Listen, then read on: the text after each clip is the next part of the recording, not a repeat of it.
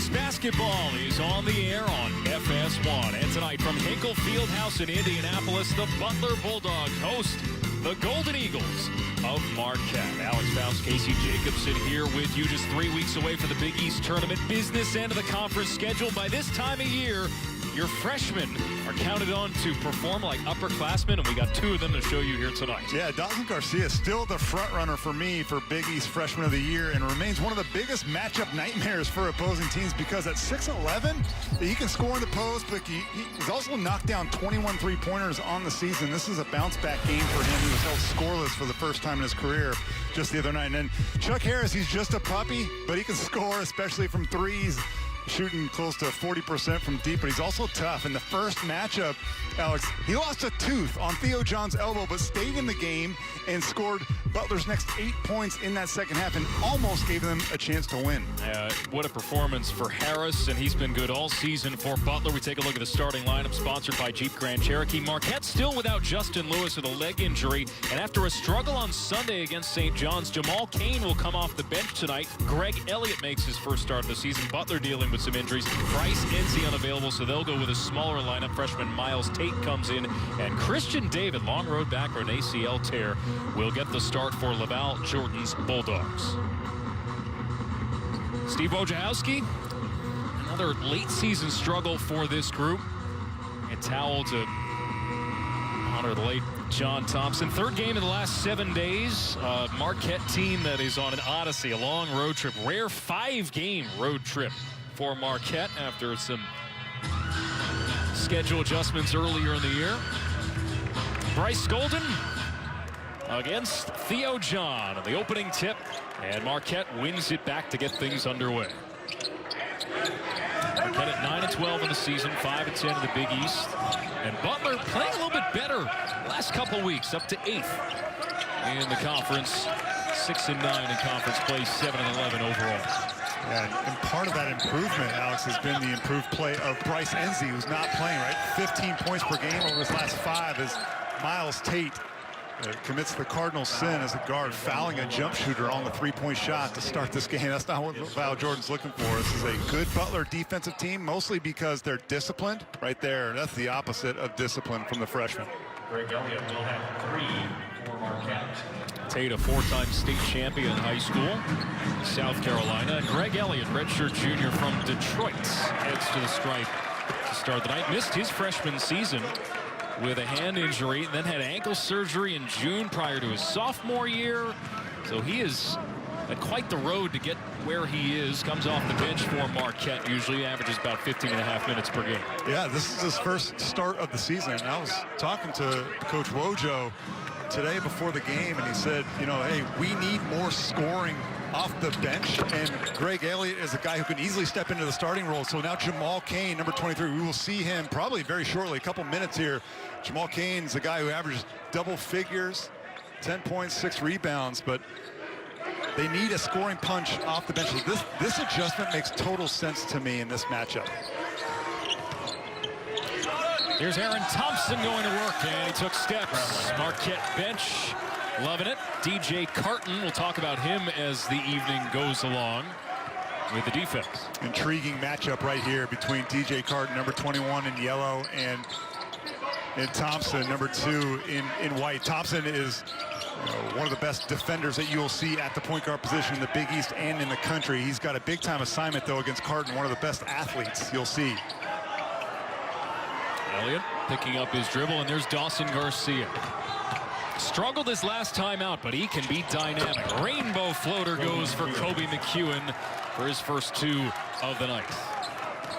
If Kobe McEwen can take good shots and get into a rhythm, you're talking about a completely different Marquette team. He has been wildly inconsistent, and in the mid-range, just 33% on those mid-range jumpers. How about Bo Hodges, rejected at the rim. Now the Golden Eagles take it the other way. Wild take from DJ Carton, who was walled up in the paint. There's that defense I was talking about from Aaron Thompson. He's quick of foot, but he also has very quick hands. Really nice job to deflect that ball without fouling. Tate for Butler, and Bo Hodges, the transfer from East Tennessee State.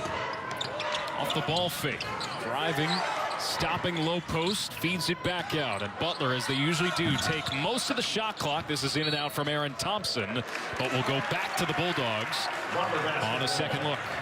That's the Butler offense that really is patient. They only average 63 points a game, and Big East play a second to last in the conference. Only DePaul averages fewer points. But yeah, you know, LaVall Jordan gives them freedom in the first 8 seconds in transition, but if not, they want to get the best shot possible. Tate from behind the backboard in the corner.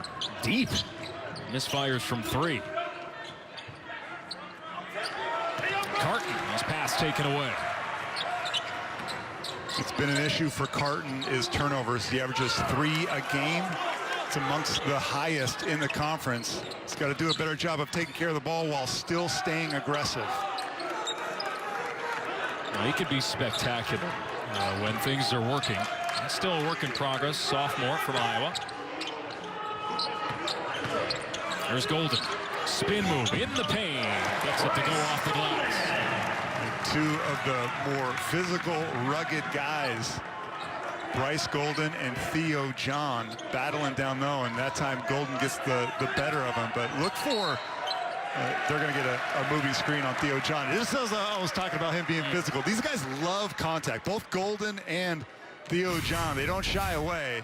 And watch here, a little extracurricular, a little elbow to the nose, a little nudge. All's fair in love and war. Back-to-back turnovers for Marquette. Theo John, a guy who tends to get in a bit of foul trouble 4 times this year, or 8 times this year, I should say. He's had 4 or more personal fouls. Golden on the take, and the game is tied. You know, Theo John, by the way, has had knee issues. You see that left knee sleeve that he has. He has not practiced very much this season. We talked to Wojo about that, and he's been, you know, really sympathetic towards Theo John. They need him. They need him to be healthy, but they can't practice him or else he's not going to be able to play in the games. And the reason I bring this up, not as an excuse, but more of a reason. You saw Bryce Golden has kind of beat him twice now to the right. And I don't think Theo John is fully healthy. And so if you're Butler, you got to be aware of that and attack him. Theo John had a hard time staying in front of Christian Bishop, another mobile, agile forward in the Big East. That's John going to work, though. It's interesting. He played last season with a broken wrist, still finished 3rd in the league and blocked shots. Yeah, just put some tape on those wrists and let's go to work. Turnover from the Bulldogs. Starts have been a huge issue for Butler. Maybe not right away, but the second 5-minute segment of the game just has been disastrous at times for Butler as Dawson Garcia rattles this one home.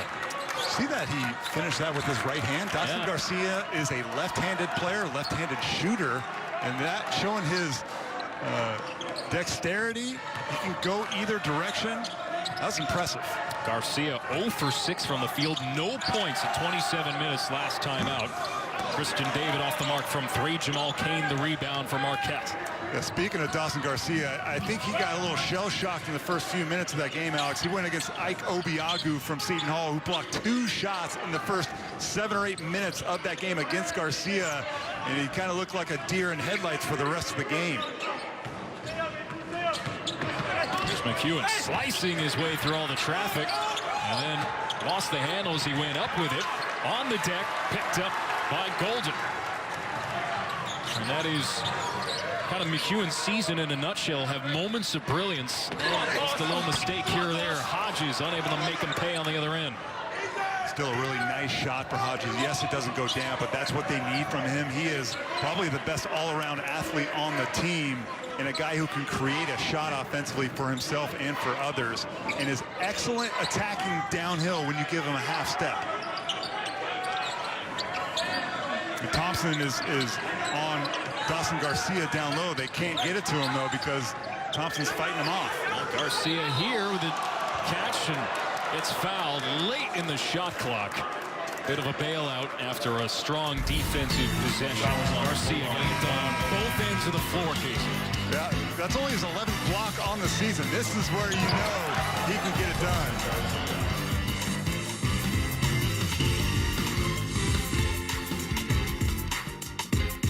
And Cherokee Jeep, there's only one. 8-4 Marquette in the early going. What a strange season it's been for Marquette. Head scratching in one end. 3 games under 500 overall, 5-10 of the Big East, but they've picked up some really good wins this season. Yeah, Marquette is ranked 108th in the net, but they're the only team outside of the top 50 with 3 quad 1 wins, and we showed you those 3 quad 1 wins. So what does that mean? It means they can beat any team in the country, but they can also lose to any team in the country. Alex, we showed you they have weapons individually. I mean, look, I talked about Dawson Garcia. He's a matchup nightmare. I mean, what do you do with him? Do you put a small guy on him to contend with them on the outside, or a big guy on him to contend with them in the post? DJ Carton, I would argue, is the best dunker in the conference and a dynamic scorer. Theo John is a tough, rugged rebounder and shot blocker. The pieces look good on paper. They've just been wildly inconsistent with their shooting. And I thought after losing Marcus Howard last year that they would be better on the defensive end. It has not been the case. Their defensive numbers have gone down, or gotten worse, I should say. Garcia had a breakout game against Villanova a little while ago. Career-high 28 points. Had his way with the Wildcats, but didn't get much support. And what wound up being a lopsided loss. An entry pass gets knocked away. It'll go back to the Golden Eagles, intended for Garcia. Butler defensively doing a fantastic job of fighting. We already saw Aaron Thompson, who got switched off on Garcia, and that time it was Bo Hodges, who is arguably their most versatile guy on both ends of the floor. He can guard a center if you ask him to. He can also guard and switch out on perimeter players. Here's McEwen. Feeds it across to Symir Torrance. His first touch of the game, and out. Rebound for Miles Tate. One note for Butler, Jair Bolden coming off the bench to start this game. He started all 18 games so far this season, but struggled shooting the ball of late. Laval Jordan wanting a little bit more of a spark off the bench. It is a bit of a short-handed Butler team. They're down to 8 scholarship players at one point before Bo Hodges was deemed eligible by the NCAA. Yeah, certainly injuries have been an issue for Butler. Jacoby Coles tore his meniscus. He's out for the year. Scooby Johnson tore his ACL before this season even started. They're without him. But good news is they got this young man right here, Bo Hodges, #1, back, and they got Christian David back, too. Tate off the mark from 3. Skying in for the board is Jamal Cain, but it goes back to Butler. We mentioned Cain coming off the bench. This is what he provides. He is a fantastic athlete, excellent rebounder. Kind of just plays his role, too. He can score, but he's not a guy that requires a ton of touches or complains about the lack thereof. Just goes out and plays the game. Right here he is, #23.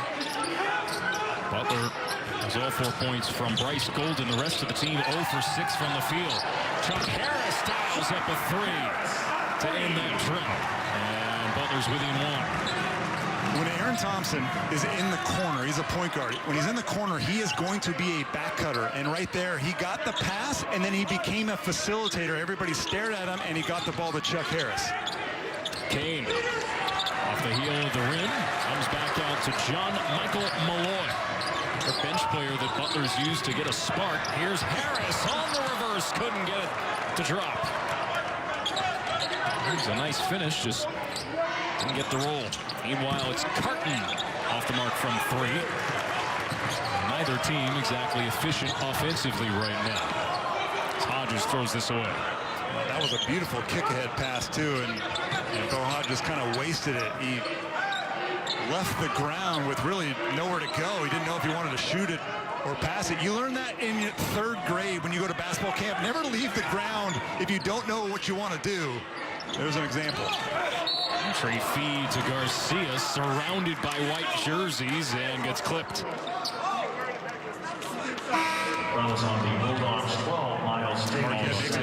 Making a concerted effort to get Dawson Garcia touches, and it makes sense. We've already mentioned it a couple times. He was 0 for 6 from the field against Seton Hall.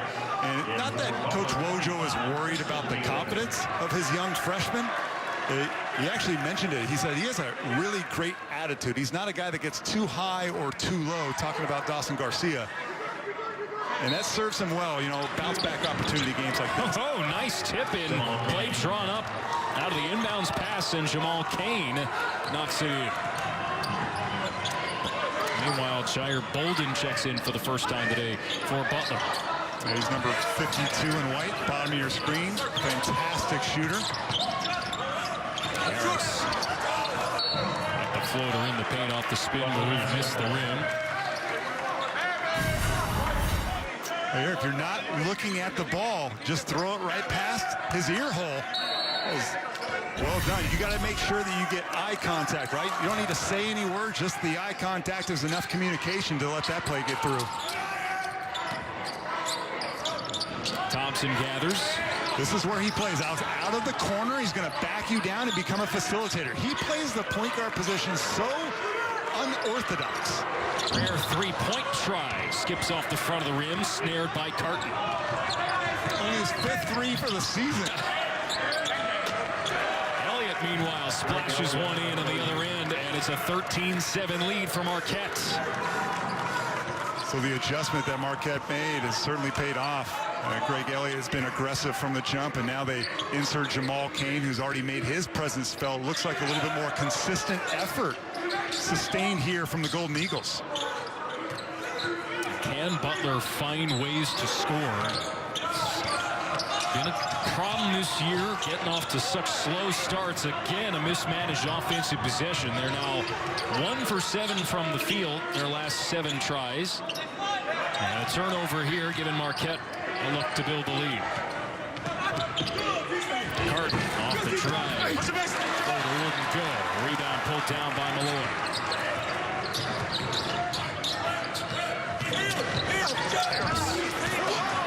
Finished the layup.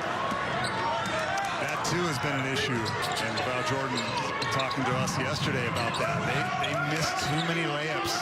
In the first matchup they did, dug them a deep hole. Well, they fell behind early against Marquette. First meeting trailed by 18. Roared back, couldn't quite close it out. And Marquette again with an early lead over Butler.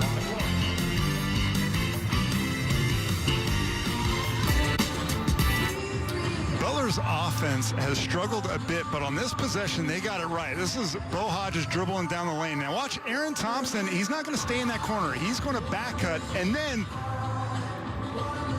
Chuck Harris is going to fill that corner spot. Aaron Thompson does not want to score. He wants to distribute, and that was perfect basketball. Again, you're going to see that play several more times, folks, watching at home. Watch Aaron Thompson as the point guard. He will give up the ball, and then he becomes a back cutter and a post-up guy in that corner. Really interesting player to watch is Aaron Thompson. He's already well up the ladder in terms of assists in his Butler career. 6th all-time in program history. And coming off back-to-back games of double-digit assists. Missed 5 games this year. The knee injury, he's been backed up. They run so much through him over the course of the year. There's Carton inbounds. Cain, offensive board, and the putback. And one. Wow, see, he wasn't even really looking at the rim. He just felt the contact and threw that ball up. Watch him, number 23, right in the center circle there. He's going to get this. He's not even looking at the rim. Just finds a way to get it done, though. He kind of just has a feel, right? You just know where the rim is. Just get it up there. He's a player that's kind of slowly emerged, averaging double figures for the first time in his career, 10 points per game. His basketball journey has been fun to watch. Jamal Cain. He was 175 pounds as a freshman when he came in. Now he's 200 pounds, and it looks like he's finally understanding, what his role is. And of course, they need him to score. Turnover woes continue for Butler. That's their 6th. Beg your pardon, their 5th. Either way, 8-0 run for Marquette. Looking for more. Zip this inside. Extra pass from Carton to Cain.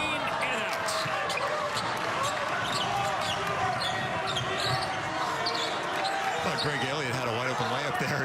He could have just flipped it over his head on a reverse style, but scoring drought approaching 4 minutes for Butler now. Harris can't hit. Punch back out. We'll get a fresh 20. Bolden a 3. He buries it from way down 10. That's one way to get a spark with Jair Bolden into the game. And he really needed that too, Bolden, for his own confidence. Just 4 of 18 from 3 in his last 3 games coming in. But I mentioned he's a really good shooter, one of the most dangerous shooters in the entire Big East Conference. Off the pick and roll, played by Carton, reversing back out for Elliott, and Elliott has 8 points on the night. What a spark. Elliott's been fourth-year junior. He played a season-low 4 minutes against Butler in the first matchup, so he's got a bone to pick with this Bulldog team, or maybe his coach. I don't know, either one. Either way. Defending now against Bolden. And the Bulldogs let it breathe. Harris got Kane out of his stance. Bolden another 3. It won't go. And a rebound pulled down by Theo John. Marquette defensively dodged a bullet there. You have to have awareness of where number 52 is. You can't even let him catch it if you're one pass away.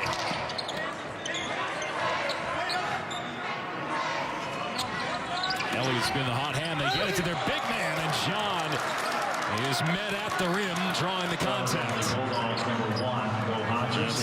Tag to Bo Hodges. His second, I beg your pardon. So I've been talking about the most dangerous three-point shooters in the Big East, and here they are. And this isn't statistical. This is just my own opinion. These guys, you just can't leave open. They'll change the game. Nate Johnson's been incredible for Xavier. Mitch Ballock's been on this list for 2 consecutive years now. And Jair Bolden, 48 made threes, and this is what he does. He's not a guy that attacks the rim at all. He is hunting that three-point line. Been a bit streaky this year. We're all streaky as shooters. That's true. Right? Don't hold it against us. And we talked to LaVall Jordan about it.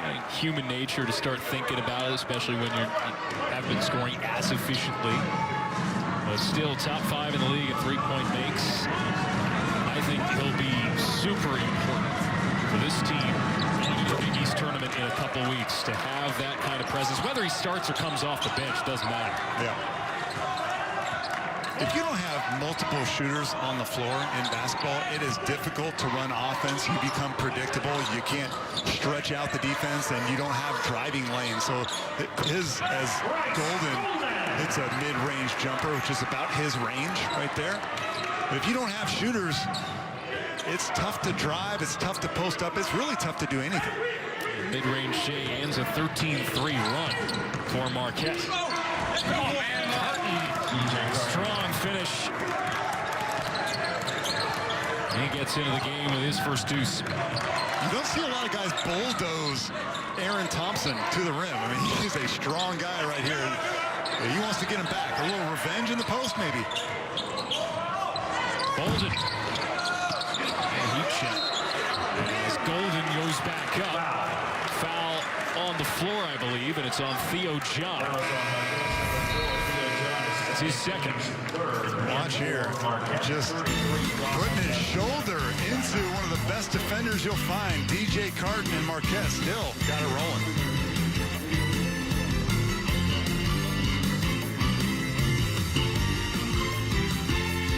Chloe returning at 18 points in just 25 minutes off the bench against Providence, and this is now a UConn team that nobody wants to face because they've always been good defensively, but they've always kind of missed that next scoring option besides RJ Cole, and now they got him back. Squarely on the bubble.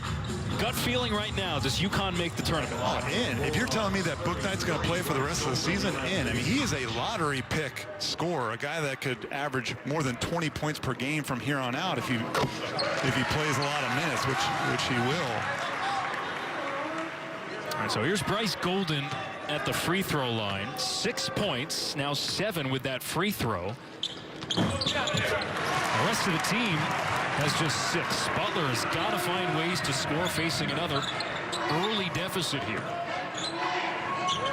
Marquette 23, Butler 14.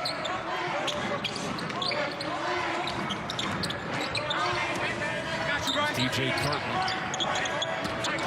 Haven't seen one of those trademark dunks yet. Spot a 3, Garcia, no.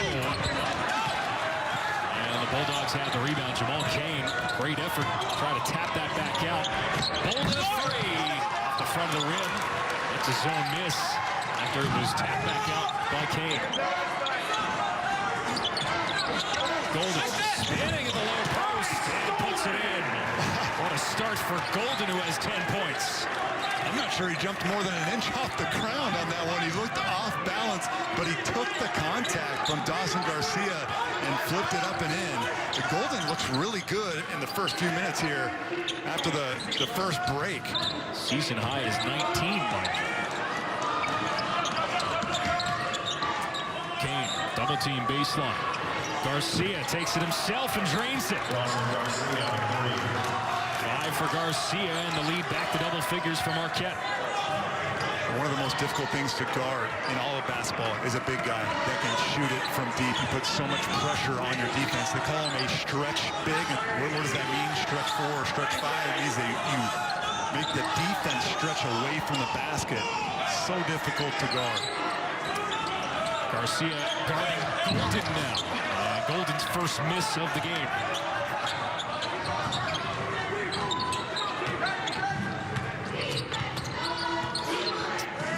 Carton is averaging 14 points per game since conference play began. The pick and roll. Switch, and they got Garcia in the lane. He couldn't handle the pass. That was Wilmuth, number 5, who got over there early outside of the charge circle to make that play difficult. Thompson, meanwhile, high off the glass, no. And punched back out. Golden Eagles will slow things up in the front court. Off the head fake, Elliott in the paint, feeds the corner, McEwen, no. Rebound for Chuck Harris. Here's Thompson, Butler working in transition. Thompson going to work, and the foul. His first 2 of the night. Might make a 3 at the line. When you watch Aaron Thompson play, he is also a left-handed shooter. Keep that in mind when you watch him right now. Watch. He looks like a right-handed player. I mean, you see the tape that's wrapped on his shooting hand, but he is a right-handed driver. In fact, he drives there 75% of the time. He prefers to go right, and he's an excellent right-hand finisher at the rim. Just another kind of I keep using that word unorthodox. It's the best way to describe Aaron Thompson as a player. He just kind of, you think he's going to zig and he zags. Not to mention orchestrated the offense from the point guard position. Shooting 54% for the field himself. There's and one the other way for Symir Torrance. And he gets into the game, and now, other than Jose Perez, every Marquette player has scored in this game. That's a great sign for Coach Wojo and the Golden Eagles. Symir Torrance has, his struggles from behind the arc have been well documented. If you've watched Marquette play, he's just 4 for 30 from 3. But he's a fantastic driver and drives with a purpose, looking for contact. He had a really nice and one last game against Seton Hall. This year was supposed to be Torrance's freshman year. He accelerated last season. Former top 50 recruit. Still some room to grow, no doubt. They leave Malloy unmarked in the restricted area. And Malloy's first 2 of the night. Butler chipping away at the deficit. It is down to 8. A slow double team by Dawson Garcia, and there was no backside communication at all. That was the easiest bucket that Butler is going to have all night. Torrance a 3 off the mark. And here's Harris on the run-up. Harris spies lonesome. The defense from Perez. And the rejection. 2-on-1 for Marquette. On the take, gets Elliott. And Elliott is into double figures. Lead back to 10 for Marquette. This is the best game I've seen from Greg Elliott. He had 14 points in a big win at Creighton, one of the 3 quad 1 wins that Marquette's had this year. But Elliott looks better even tonight compared to that one. Foul is on Marquette's 25. In transition, watch Greg Elliott take the contact, goes off of 2 feet. Why is that important? Because it allows you to absorb the contact. If he goes off 1 leg and he gets hit, his body's probably going to be off balance. He's going to fly out of bounds. But you go off 2 legs, you're on balance, and you're a stronger basketball player. McEwen fouled Harris, sending the freshman to the line. Kane checks back in. McEwen will sit with those 2 fouls. I mentioned Chuck Harris right off the hop. 16 points in 21 minutes off the bench. Last meeting against Marquette. He's been one of the most impactful freshmen in the Big East. Dawson Garcia's on that list. Posh Alexander for St. John's is certainly on that list. But Chuck Harris, Miles Tate, Ryan Kalkbrenner from Creighton, Dwan Odom from Xavier. The future is bright for all of those young men and the Big East Conference. Timeout on the floor. 8-point lead for the Golden Eagles in Indianapolis.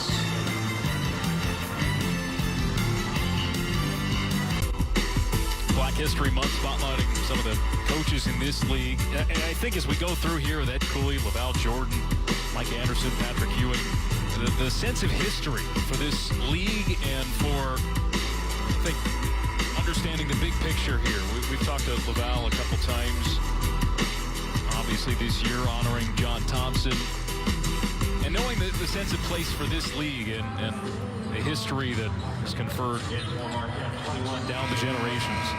Coming up next, Jeep Halftime Report. Rob Stone, Steve Lavin. Closer look at the friendship between Seton Hall stars Sandro Mamukalishvili and Miles Kale. A preview Seton Hall and DePaul coming up next here on FS1. We can't forget the Black Lives Matter movement. They still have the patches on every single jersey in the Big East Conference, that black patch. As we're continuing to try and deal with the pandemic, we still can't forget about what we're fighting for in this country and all the improvement that we still have to make. Bid from Perez, wouldn't go, and off the underside of the rim, Elliott underneath, couldn't finish. 31-23 Marquette. 3:21 to go in the half.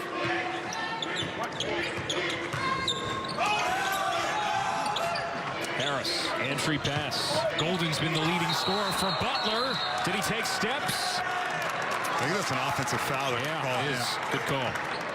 It was a nice set and well executed to get Bryce Golden the ball. The only problem, Alex, is he caught the ball way too below that block. You see that little square at the bottom of the outside lane there, and he didn't have anywhere to go, and that's why he had to give that shoulder shimmy to create space. Turnovers have piled up for Butler. That's 6 in the game now. For a team that only averages about 10 per game. Yeah, LaVall Jordan, we talked to him before the game, said two keys. We can't turn the ball over, and we can't take bad shots. And actually, both of those are kind of together, because a bad shot can lead to an easy fast break opportunity, much like turnovers can. The Golden Eagles in the bonus here, and Jose Perez at the line. Transfer from Gardner-Webb. Christian David comes back in for Butler. Watch where he's on the far left side of that free throw line, Perez. Knocks it down anyway. It's back to a 10-point lead. Yeah, Perez will sit. Again, Marquette, their bench has kind of been in a weird spot without Justin Lewis, who averages about 8 points per game. Theo John comes back in here. It took about a minute for Theo John to unwrap the heat on both of his knees, but certainly that left knee that's been bugging him all year. And we saw Garcia go back to the locker room. Harris, off the fade, goes up and draws contact from Torrance. The free throws for the freshman. I get so excited when I see a move like that. I know he didn't get the and one, but maybe this just makes me such a basketball nerd. But that was fantastic fundamentals for a freshman to drive the lane and then 2-foot jump stop, get the pump fake, create the contact. Don't see that a lot from young players in college basketball. They just want to kind of go wildly and attack the rim. And this is the future of Butler's program right here. Chuck Harris, Miles Tate, who have already started several games between the two of them and already proven how tough they can be at both ends of the floor. My only concern, Alex, is that those two players are small. Miles Tate's 6 foot, right? And Chuck Harris just 6'2", so you're going to need to surround those guys with bigger, longer players if they're going to be effective and compete for a Big East championship. John, spin move against Golden. And John now has 6 points. That lead is stabilized between 8 and 10 for Marquette as we close in on the end of the half. Harris got Torrance up in the air. Pick set by Golden, but Harris decides to back it out. Haven't called Bo Hodges' name very much of those 2 fouls he picked up early, and this swirls in and out from the transfer.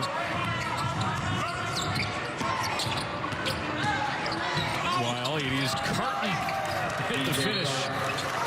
And it's a 12-point lead for Marquette. Timeout taken by Laval Jordan. Largest lead of the night for Marquette. DJ Carton been playing really well leading into tonight.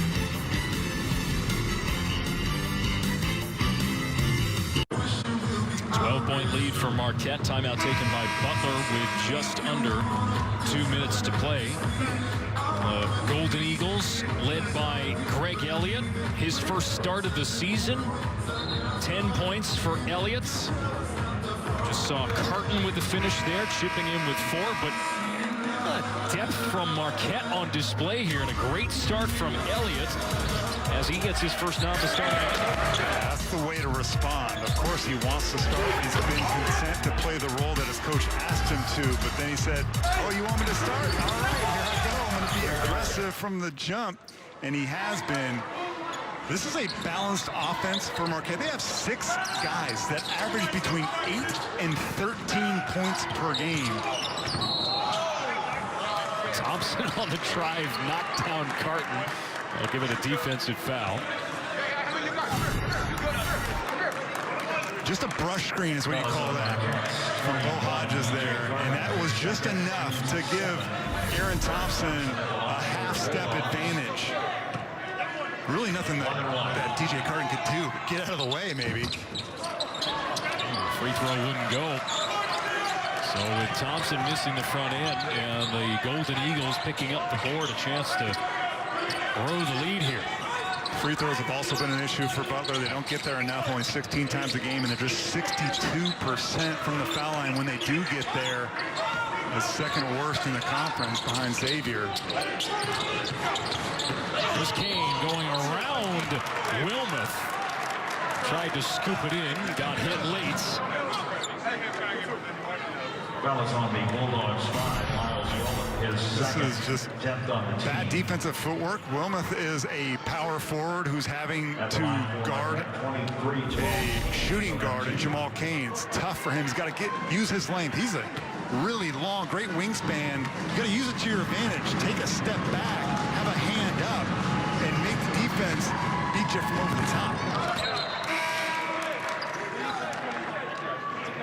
Kobe McEwen comes back, and we have not seen Dawson Garcia on the Marquette bench since going down to the locker room. So we'll see if we can follow up and get further word on what happened with talented freshman for the Golden Eagles. Kane puts it in. 14-point lead as he hits both free throws.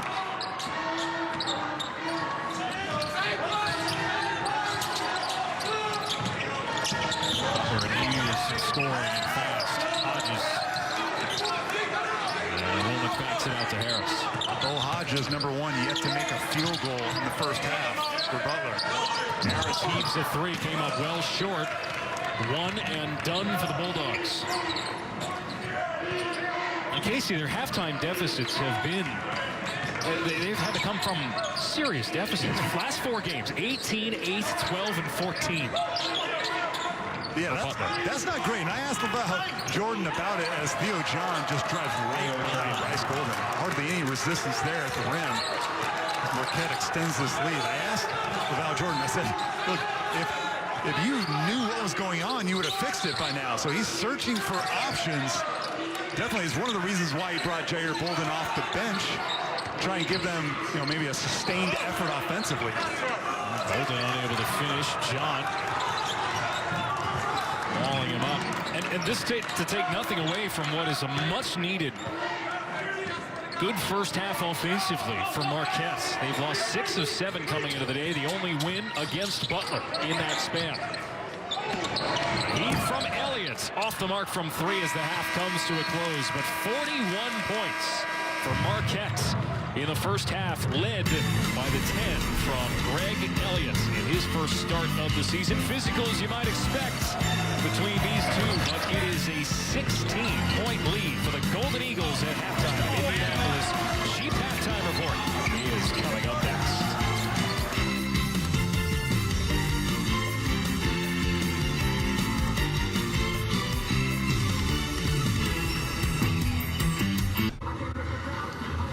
Getting ready for the second half. Take a look at our first half stats, sponsored by Jeep Grand Cherokee. Marquette tying a season high in conference play with 41 first half points, shooting 50% from the field. Now look, all of these numbers are relatively close except for the first one, right? This is a make or miss game, and when you shoot 50% from the field and hold your opponent to less than 30, you should be up by at least 10 points, and that's what we have here so far for Marquette.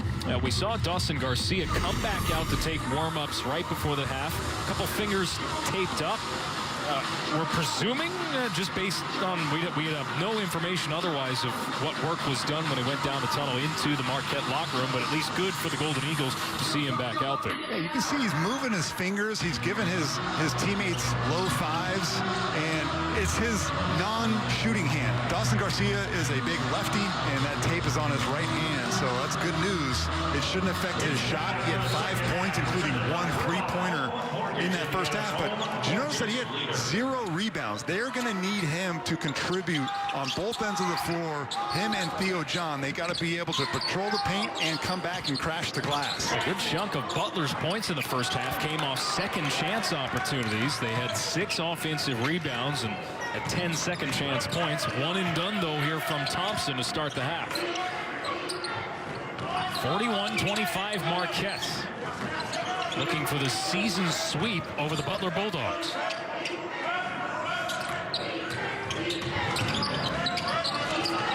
Inside to Theo John, and a bump from Aaron Thompson, backpedaling into the restricted area. That's his second. I don't understand how this is a foul. This is Aaron Thompson coming over, hands straight up. Like, how is that a foul on Aaron Thompson? This is a perfect opportunity for a no call. Let's just go ahead and play that ball straight from outside of the charge circle and see who wins. Because if you call that, you got to call pretty much everything. John up to 9 points now. 23 to As Kane checks back in. This was just a thought of mine, just watching Marquette play a couple of times this year and seeing how many guys have contributed today. You know, with Henry Ellenson and Hauser brothers and Marcus Howard last year. The thought for so many years for Marquette was they needed more balance. Well, they have it this year, and as you mentioned earlier, Casey, so many guys that can contribute, and yet it's gone a little bit sideways. This is the first time all year it seems like that balance is working to fruition. Yeah, I mean, 6 guys that average between 8 and 13 points a game as Bo Hodges is trying to take Jamal Cain on the block here. Oh, it's John. Nice defense against Golden. And the Golden Eagles have the board. You want to have balance, but you also want to have alphas, as DJ Carton draws the foul there. Alpha dogs that can take over down the stretch. Just ask the Butler fans last year. Kamar Baldwin probably played that role to perfection. And here's Jamal Cain. Really good defense walling up. That's another wall up by Theo John. See how the arms are almost straight up. They're not exactly vertical, but that's how you want to do it. Contest without fouling. John using the glass off the rim and out.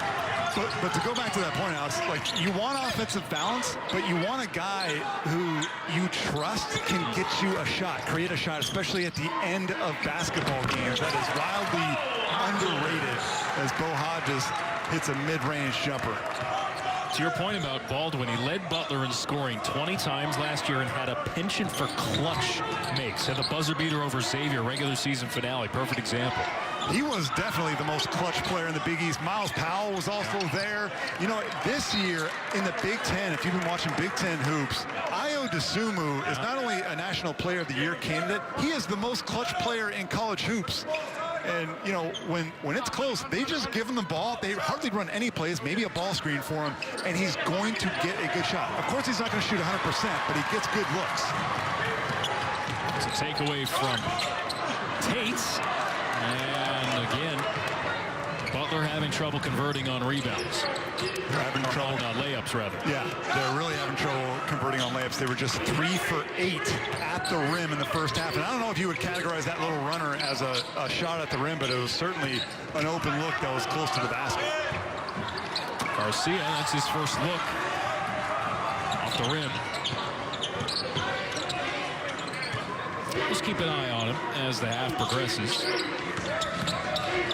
Thompson, baseline. Shifty move to locate Golden to the bounce pass. And Golden going to work. He has been the most potent scorer for Butler tonight, now up to 12 points. And Coach Jordan told me before the game that if he could handpick one guy to have a good game, it was Bryce Golden. It wasn't just about scoring. It just his activity level when he's engaged, this Butler team rises to another level. Garcia rolls off the rim. A nice pickup for the freshman. He'll head to the line. A tendency for players when you get the ball in the lane and you're surrounded by a bunch of yellow jerseys is to panic. You see how he just kind of takes his time. And again, he doesn't jump very high. Watch how far he gets off the ground. Maybe 6 inches or so, but that's plenty when you got shoulders as broad as Bryce Golden does. Started all 31 games last year. This year, starting all but one. In for your Bulldogs, 3, Chuck Harris. Shoulder problems earlier in his career. Golden required some surgery, but has just been a reliable player for the years for Butler. Garcia now with 7. You saw the graphic there. Garcia's leading freshman scorer in the Big East Conference. Posh Alexander for St. John's is now, if you take over just the last 6 or 7 weeks of the season, he is breathing down Dawson Garcia's neck for that Freshman of the Year award. Posh Alexander might be one of the best full-court defenders I've seen in my 7 years working at FS1. It's high praise. That's a team nobody wants to play right now. Absolutely not. They turn you over. It's their specialty. And Thompson. Not a lot of options, and he's having to take some looks that otherwise he might have been distributing. It's a good point. Aaron Thompson has been kind of uncharacteristically aggressive trying to get a shot going because he knows that this team needs to score, and they need to score right now. Right underneath. John rips away the rebound and gets the putback. He's up to 12. The other thing I noticed about Theo John throughout his career is actually learning how to play without fouling. His foul rate per 40 minutes, you look at the numbers, have gone down. Beautiful. Well, Thompson's going to have to take the offense and place it on his shoulders. He's fully capable of finishing. Well, it's still a lot of digging to do for Butler. But you're right about John, one of the more imposing rim protectors in the Big East. Dude is built. Yeah, and he's not healthy. We mentioned it in the first half, but he's wearing that leg sleeve on that left knee. It's been bothering him all year. Carton off the mark, punched back out. And a 3. No. Second half, Marquette just 1 of 6 from the field. And Tate with nowhere to go. Finds Harris. And a heave from Harris comes up short. Been really impressed with the individual defense of Jamal Cain. His versatility is on display here in the first 25 minutes of this game. He can guard almost any position except for center. Oh, what a night for Elliott. He's got a cramp. Yeah. He's got a cramp on his left calf. 12 points coming into the starting lineup. He's going to try to game it out here. Well, you might want to foul if you're Marquette here. You're playing down a guy. It's a bit of sportsmanship from Val Jordan. Final timeout. John Michael Malloy. Now Elliott Making his first start of the season count, even if it results in cramping. Get this young man some water. 12 points for Elliott.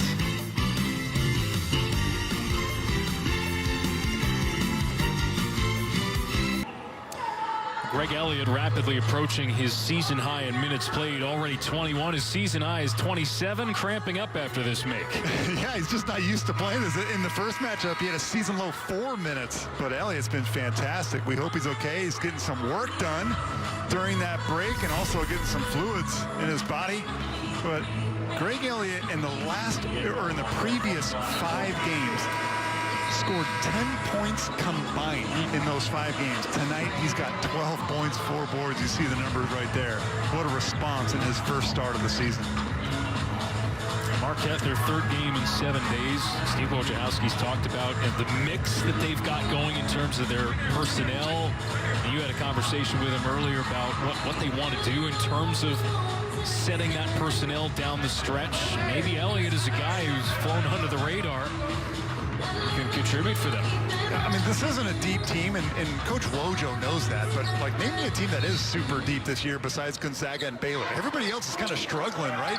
And we looked it up, and Marquette ranks 324th in bench minutes. That's not the worst in the Big East, though. Villanova and Georgetown average less, so they're not the only team in the boat. Well, Villanova's got like a 7-man rotation. Shot clock ticking down, and Harris drains along 3. Now up to 10 points on the night. And if you're a Marquette Golden Eagle fan watching this game, you're having flashbacks of the first matchup when Chuck Harris just started going off. I mentioned he busted his tooth on a Theo John elbow, and it seemed to wake him up. And he was awesome down the stretch, and Butler creates another turnover here. Maybe there's a spark. They don't want to have to keep coming back, but they have a penchant for making things interesting. 15 points, the lead for Marquette. Tate spins. Hangs, couldn't get the floater to go.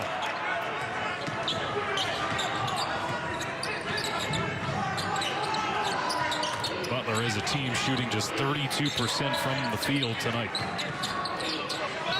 It's John, grabbed by Malloy. And that sends us to a timeout. With the Golden Eagles, for now, comfortably ahead, 49-34 in Indy.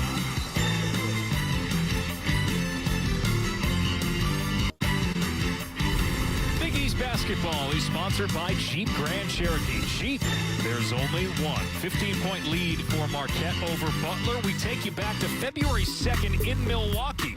It was looking like a comfortable lead for Marquette that day, led by 18 in the second half, and then a furious comeback from Butler. Yeah, this coming up short. Yeah, Marquette shot 62% in that game, which should have been enough. Right there, you saw Jair Bolden cut it to a 1-possession game, and then Jair Bolden had a buzzer-beating, potential game-tying 3 right in front of Butler's bench. That was on line, on target, just grazed off the front of the rim. But Butler forced 21 turnovers. Their defense was so active, especially in that second half. It's going to take that kind of defensive activity to get them back in. And then the three-point shooting, you mentioned it, Alex. Butler today just 3 of 13, and yet to get Jair Bolden, number 52, is at the bottom of your screen, coming off the bench tonight. He's just 1 of 4. Carton, another strong finish at the rim. Even a tight defense, Carton finds a way.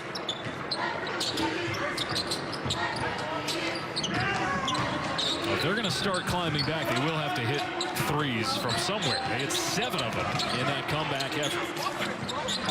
Harris puts it up.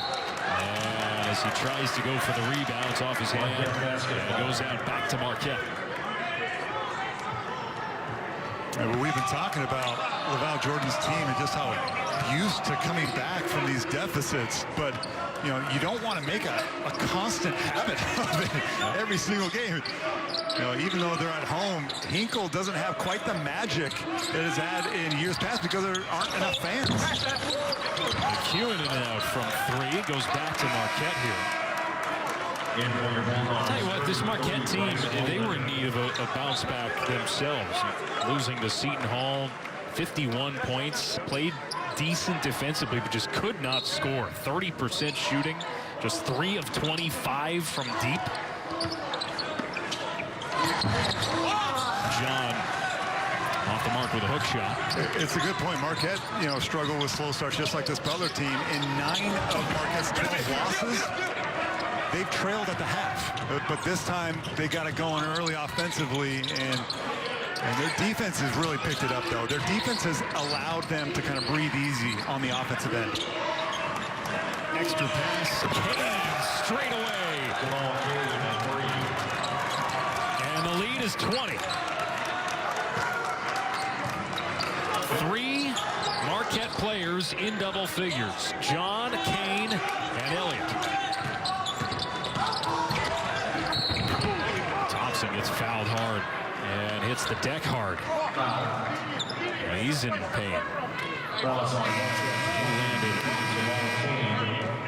That would be a big loss for Butler, but the fantastic ball movement. One side of the floor, back to the other. Jamal Kane stepping into one. Marquette continues to roll.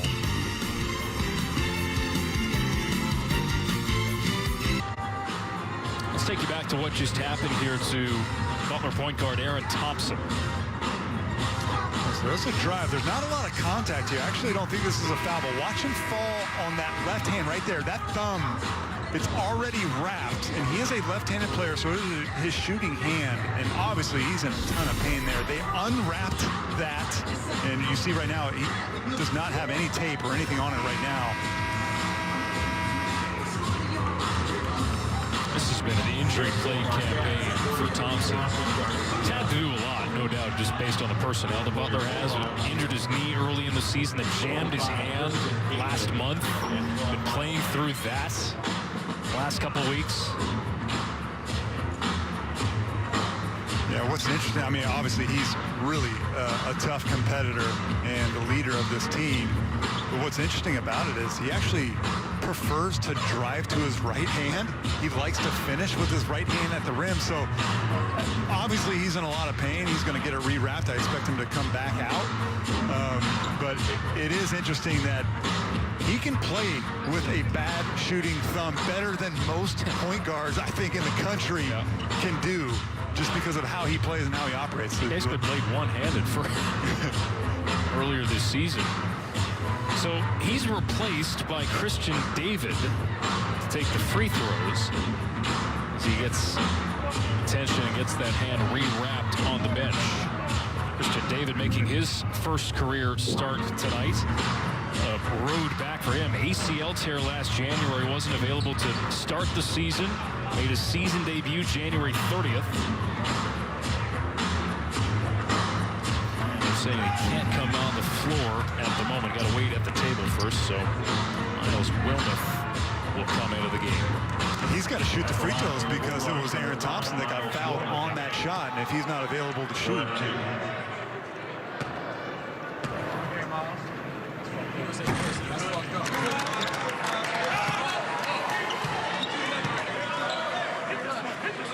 There's a lot of work being done.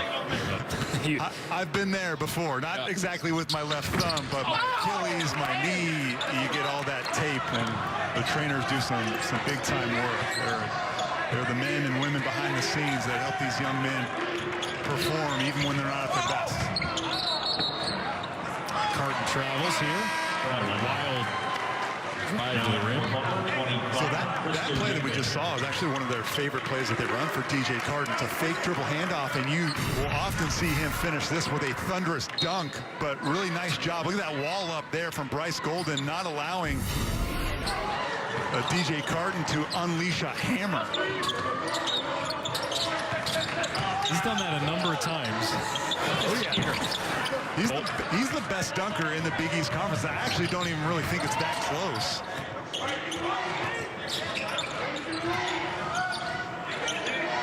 There's Garcia. Backing in on Golden. Up and under. Gets it to go off the window. And now Garcia is a point shy from joining 3 of his teammates in double figures. And you know what I like about that, Alex, is he did that move on the right block. And what do I mean by that? If you're looking at the basket, the block that's on the right side, that's Dawson Garcia's weakest block. He much prefers the other side because he can go to that strong hand, that left hand. That time he was on the right block and finished it with the right hand. That's, to me, growth as a freshman.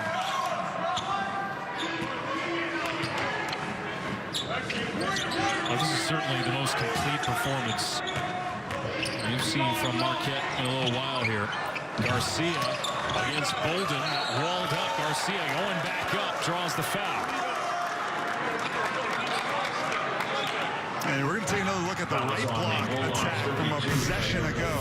And again, he's not as comfortable, and the stats bear it out. I did some studying where he much prefers that left side, but that's the evolution. And then here's where he wants to. He wants to turn over the right shoulder to shoot with the left hand. He missed that bunny. He's still learning how to play through contact. And Dawson Garcia, he lacks for nothing as far as, like, if you built a stretch forward in a laboratory, he would be 6'11". He'd be able to shoot from the 3. He'd be able to post up, and he'd be left-handed. Look, honestly, guarding guys who are left-handed is tough. You're constantly going against right-handed guys that can throw you off. Joins John, Elliott, and Kane into double figures after splitting the pair at the line. Marquette, second half, has owned the glass. 15-4 rebound again. There's a pick off for Bolden, who's been maybe the lone bright spot for Butler tonight, though Harris has 10. Golden has 14 to lead the Bulldogs. I mean, Harris has 10, but it's taken 10 shots to get there. Bryce Golden has been much more efficient and played his role. But Butler just running out of time, and this Marquette Eagle offense is flying high right now. Kane with 12.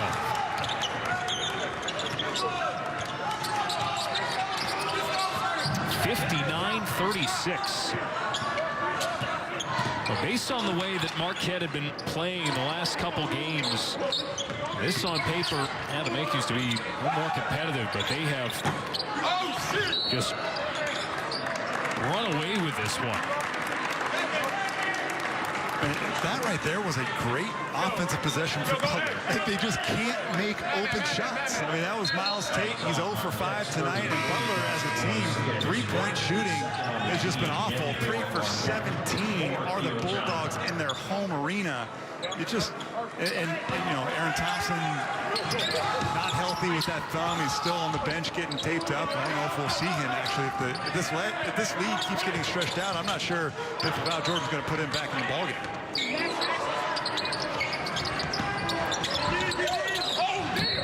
Golden's strong night continues. John with the foul. Not sure why Theo John has to go into the body here. He already did his job. And actually, did they call that on Jamal King? They did. So I didn't see that on the when it was live, but on the replay, I'm not sure what Jamal King was doing. You force a guy to take a fall-away jumper and you walk into his body. It's strange. Jamal King's been fantastic tonight. 12 points, 10 rebounds. And here is Aaron Thompson.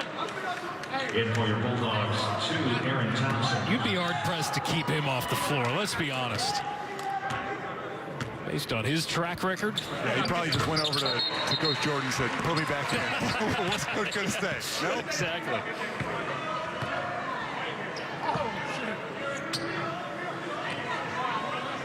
Cardenas to check out here. He's come back to the bench momentarily. Might be some sort of issue to deal with.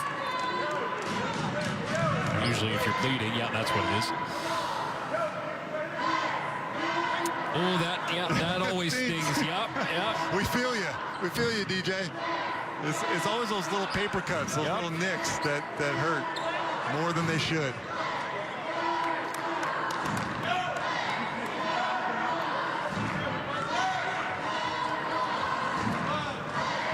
Those styptic pencils are never fun.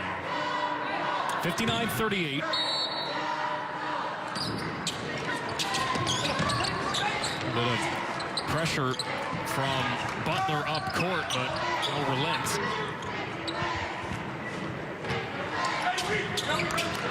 Thompson back on the floor here.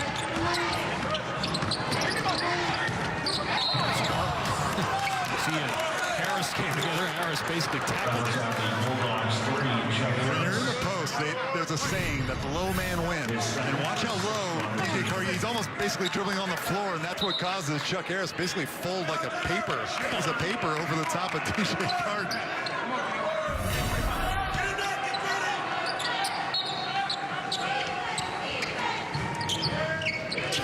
This matchup has been a physical one all night between John and Golden. Still going out away from the ball. Step back three, Carton off the mark. And a foul for the loose ball picked up by John. And the second half continues to go in Marquette's favor, rebounding the ball. And even though Theo John gets credit for the rebound, it was Jamal Cain that got a fingertip on that ball to keep the possession alive. And just a real team effort there. And, you know, I also sympathize with Marquette fans who are watching this game and thinking to themselves, how come we can't do this every single game? It is tough to watch this Marquette team at times where, you know, and I know they're playing a struggling and undermanned Butler team. By the way, folks, Bryce Enzi, one of the better scorers for Butler, is out with an injury tonight. So we knew that you know, Marquette had an advantage maybe down low with Theo John or Dawson Garcia. But still, you watch Marquette play, and they have so many good individual pieces and players, and it's been a struggle for them to consistently put 40 minutes together, like over the course of several games, too, right? We've already talked about their 3 quad 1 wins. Amazing. They've proven that they can beat anybody in the country, but yeah, they just haven't been able to string together a winning streak. John with 14 points at 14 against Seton Hall. Their loss on Sunday, and Cain now with a double-double, 10 points, 10 rebounds.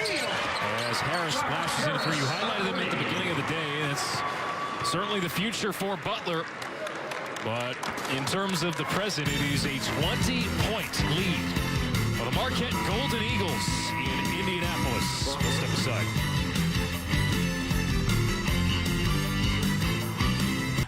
All right, gold is obviously part of the color palette of Marquette, but the next couple days, all their athletic teams are wearing gold jerseys, gold shoelaces in support of volleyball player Sarah Rose, who's undergoing treatment for bone cancer. And Marquette asks you to use the hashtag #GoldForSarah to post your support for Sarah throughout the week. Diagnosed with Ewing sarcoma too long ago.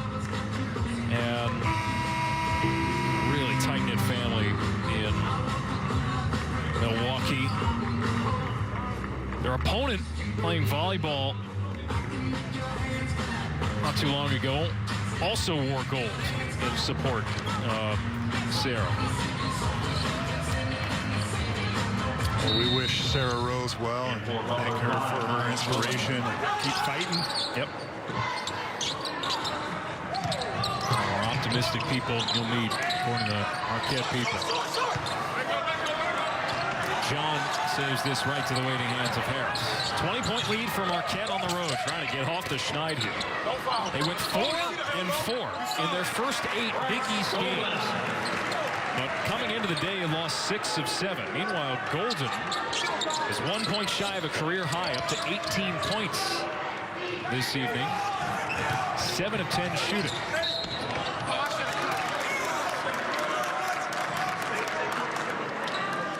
That was Theo John, who was, quote, posting up, but he really wasn't posting up. He was trying to seal Bryce Golden so his teammates could drive the bucket. That's a vet move if I've ever seen one. Golden looking at the official like, what, man? You didn't see him doing that?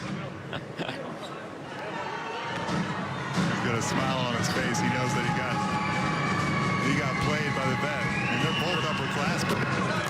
Third for Golden. Meanwhile, Greg Elliott at the line here. What a day it's been for Elliott.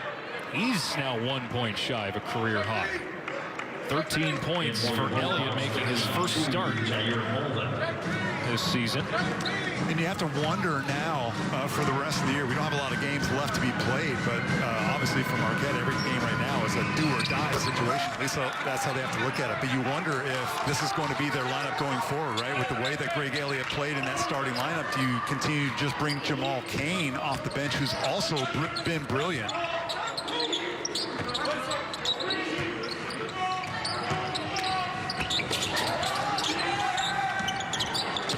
Behind the back from Harris. Jump stop, trying to duck under. Gets hit by Cain. You mentioned earlier, this Marquette team may not be that deep, nominally speaking. But it's not like they don't have options to go with. And I think that's where, if you're a Golden Eagles fan, you're saying to yourself, if they can find a way to put it together for the Big East tournament and find a way to get out of that Wednesday game and maybe can make a run. Sure, and I'm with you on that, but here's the problem.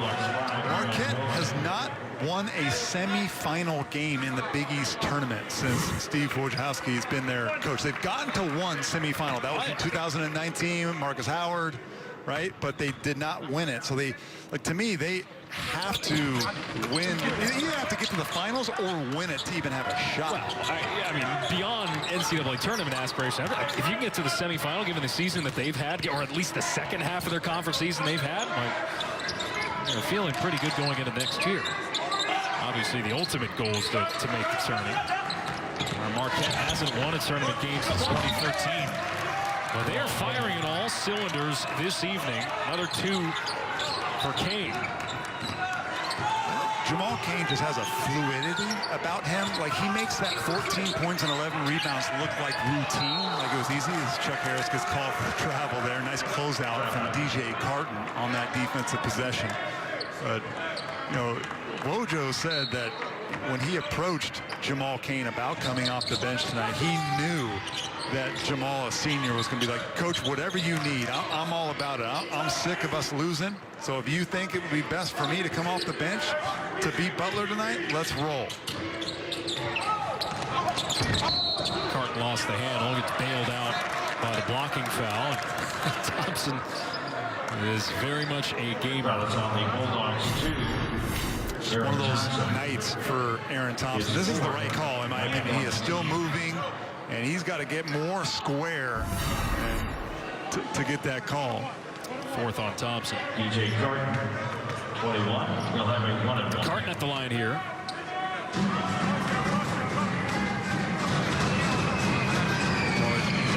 DJ Carton was one of the more exciting players for me personally before the season started. The transfer from Ohio State had a fantastic freshman year, and I thought, hey, with Marcus Howard leaving, DJ Carton's going to be the guy, right? He got off to a really slow start. His first 5 games, just 9 points per game on 21% three-point shooting, and I was like, oh, I don't know.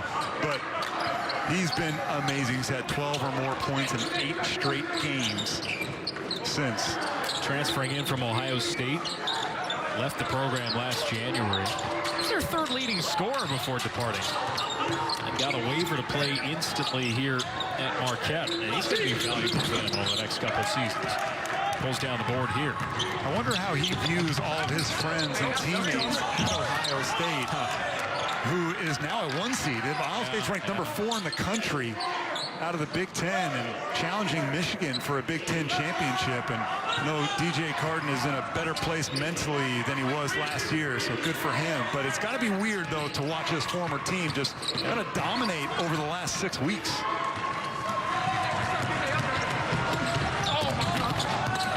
Off the mark on the layup. If there is one area for Butler to clean up, and I know we talked about three-point shoot, they have got to hit layups because it is early in the game when it was close, 6, 7, 8 points. Hit a couple layups here or there, and you stay in touch. And the numbers back up your point, partner. 6 of 15 for layups. Yeah. Butler, look, you don't have to play a perfect game of basketball to win, but when you get gimmies, and you're undermanned as a team, you got to make those count. Foul is on the Bulldogs, 15-2. You're just talking about Ohio State. Third, 10th on the team. NCAA Tournament Selection Committee came out with their bracket preview over the weekend. Slotted in as a top seed. Javon Howard, what's going on with that Michigan team? They are good. National championship aspirations are right on for that Michigan team. I'm curious how you saw with the brackets unveiled over the weekend, at least the top 16. Your thoughts of where things shake out? Well, I agree with all those. I would have put maybe USC as the last team in. I think what they're doing in the Pac-12 is kind of underrated. I don't know if a lot of people are even watching the Trojans play with Evan Mobley. Really good. But to me, like, two surprises. We've already talked about one. If you would have told me, Alex, that Ohio State in February would have been a #1 seed, I would have looked at you sideways. Like, are you kidding me? But they deserved it. They have earned it. And last year, the two surprise teams were Dayton and San Diego State. This year, the surprise teams to me are Ohio State and how about Alabama? The job that Nate Oates is doing. They're the #1 defensive team in the country, but yet they also play with a really fast pace. They rain threes down on you. And I'm not claiming that Alabama should be a #1 seed or that they're better than Gonzaga or Baylor. But talking about dangerous teams that can blow you out, that's Alabama.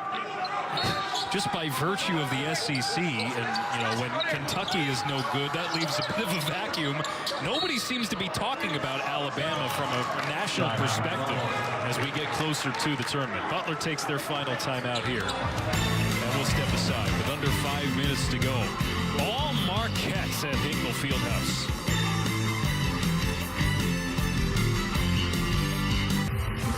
Madness at the finish. Isn't it always like chaotic in the last lap? The last couple of years especially, it's been that way. Hey, Theo John, we've talked about the performance from Elliott and from Garcia on the season, but Theo John just continues to work. 15 points for John. They call it yeoman's work. Kind of the dirty stuff. He doesn't mind, throwing elbows, carving out space. He loves the contact. And, he only averages 8 points a game, but he never really complains about touches. And they don't run hardly any plays for him. He goes and gets it off the glass. He'll take an occasional post up here and there. But where would this team be without Theo John's kind of defensive anchor and presence over the last several years? 15 points, 6 boards. Has yet to record a block today.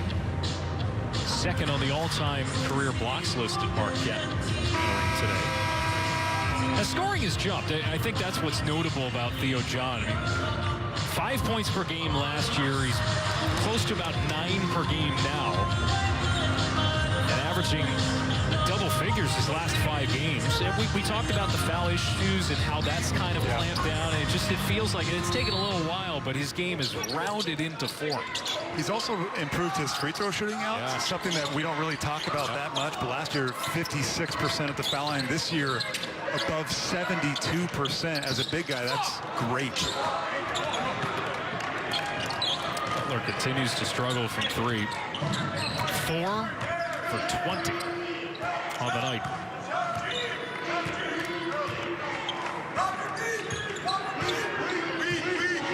Four and a half to play. 4.5 away from a season sweep for Marquette. And this will be a turnover on a backcourt violation. And a nice adjustment there from Butler defensively, trapping DJ Carton. But is it too little, too late? But they made him with that, they call it a retreat dribble. He took 2 retreat dribbles and then tried to outlet that ball. It's a long cross-court pass, ended up being a turnover.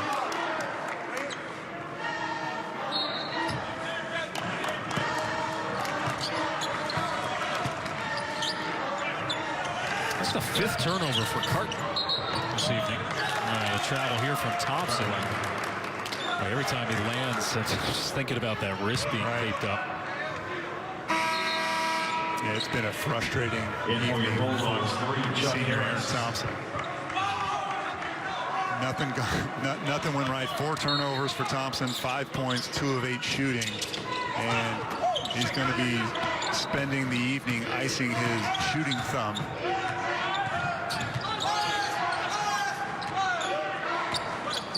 We haven't seen a theatric Showtime dunk from DJ Carton just yet. I don't know if we'll see one in the last couple minutes as an exclamation point. This ball is knocked away. Elliott drains a three. Elliott had 10 combined points over the previous 5 games. He now has a career-high 17 for Marquette. And you notice the bench, the celebration. I always know like how good a teammate is. How good of a teammate are you is when you score, how the bench guys react. They're so happy for Greg Elliott.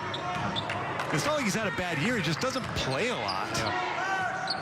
And he is shown bright today in the gold uniforms. By percentage, he is the team's best three-point shooter. Just doesn't get a lot of touches just by virtue of his minutes.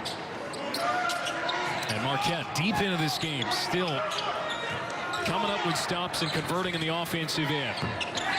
10-0 run.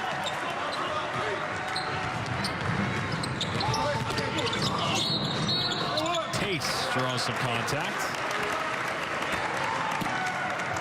That's the first made field goal for Miles Tate. He was 0 for 5 before that bucket. Carton limping off here.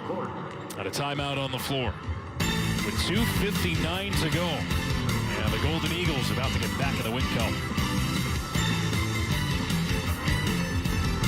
I like it. Mamu After Dark on FS1. It's coming up next. Joe Davis, Jim Jackson standing by. Marquette on their way to one of their biggest Big East wins. And we've talked about it a little bit here, Casey, the finish for Marquette. Can they get a better finish to the season than they've had in years prior? Here's their last 7 scheduled games. They've already obviously lost 3 to some of the best teams in the Big East, Creighton, Villanova, Seton Hall. They're going to get a win tonight. But what's interesting, folks, is the last 2 seasons, Marquette has finished their last 7 games with an identical 1-6 record. That's a disturbing trend where you want to be getting better as of late. So a win here will certainly help, but they want to finish. I think they have a chance to finish 3 and 4. If I were to guess, but obviously Wojo, he wants 7-0. Of course. And when I mean 7-0, what we didn't show was the Big East tournament, right? Because we don't know when and where they're. And this goes back a couple years, right? Marquette had a chance to win Big East regular season title in 2019, and they lost their last 4 regular season games.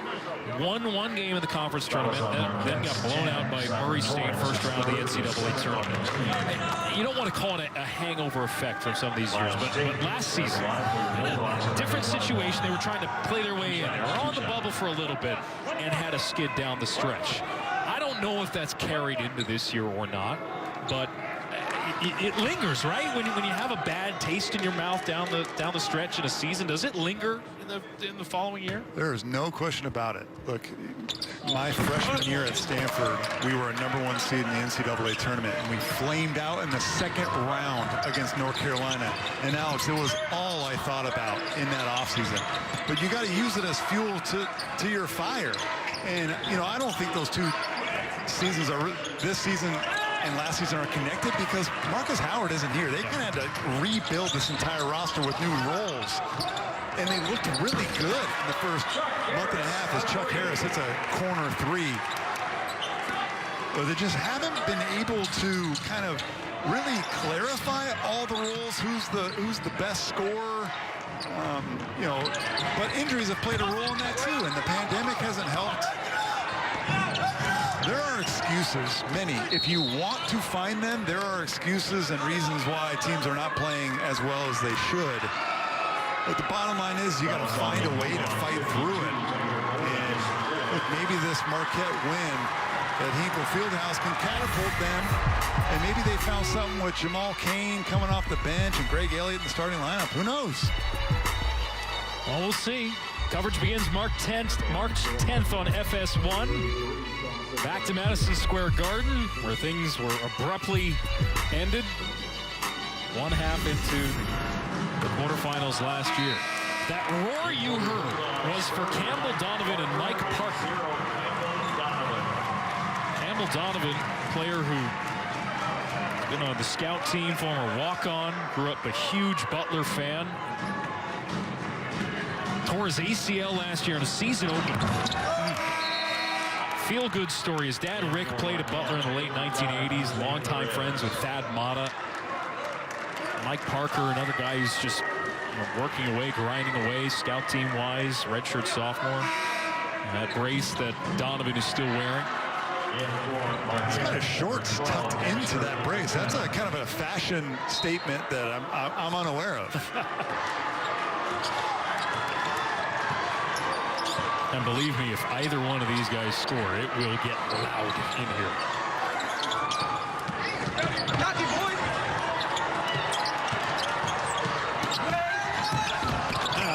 Ran into Garcia, picking up the block. And this pass will go all the way into the backcourt and just bounce out of bounds. Can't fault him for trying, though. I wish he would have squeezed off a bullet from the outside. He was open and then trying to attack the paint. Donovan. I will say that one of my favorite games, it wound up being a blowout for Butler and a win. I think it was over Marquette back in 2016, and I got to cover a senior day at Hinkle Fieldhouse. And there is nothing like a senior day in this building where, especially with all the guys who have been four-year players, Roosevelt Jones, I think, was the senior honor at the time. And gave him a standing ovation, lasted 5 minutes, got to take the microphone at the end of the game. You can hear a pin drop with him thanking the fans and thanking the community in Indianapolis. I mean, they love these stories. They love these guys who put their heart and soul into the game.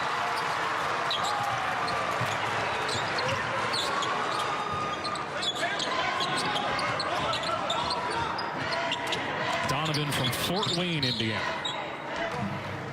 And a foul here. Foul on Marquette's 12. So as we showed you, Marquette will face UConn on the 27th. DePaul and Xavier to finish out the regular season. Teams that are in desperate need of wins, by the way, right? When you mentioned UConn and Xavier, the first thing that comes to mind are very talented teams who have been hit with large, long COVID pauses. Both of those teams, I believe, have only played 14 Big East games on the, 14 games total on the season. And so they're running out of opportunities to build their resume, UConn and Xavier. And 41, Brendan Carney. Here's the remaining schedule for Butler. Xavier coming up next. And then a gauntlet to finish with the Hall, Nova, Creighton. That's the gauntlet that Marquette just finished, going 0-3 against that trio of teams. Well, Harris keyed the comeback for Butler last time against Marquette with 16 points. He has 18 today. But Butler basketball. Butler was in need of a lot more than just his performance today and that of Bryce Golden. Under a minute to go.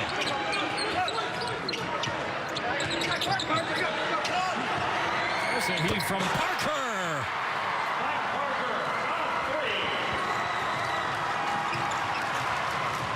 And they love it. That's awesome. Tate with the steal. And Marquette takes it away in the final half minute. Now this is a solid win, start to finish, for the Marquette Golden Eagles. Ending their skid. Again, they lost 6 of 7 coming into the day. It will be a series sweep against Butler. Let it go. This is a great moment for this young man. And despite this score, for a Butler fan, you got to feel good for these young men getting out here and hearing the cheer. Just to reward some work. Yeah. Think of all the practices that they did as Chuck Harris. It's another 3. All the practices, all the weight room sessions that they go through and rarely get a payoff. Well, Marquette snaps a 3-game losing streak. They sweep Butler and come up with a comprehensive victory here at Hinkle Fieldhouse. It was equal parts good defense by Marquette and fantastic offense, and especially Greg Elliott, 17 points in his first start of the season. He had 10 in total in the 5 games prior coming into the day. What a game for Marquette as they win at 73-57. Coming up next, DePaul and Seton Hall on FS1. For Casey Jacobson and our entire crew, this is Alex Faust, Joe Davis, Jim Jackson after the break.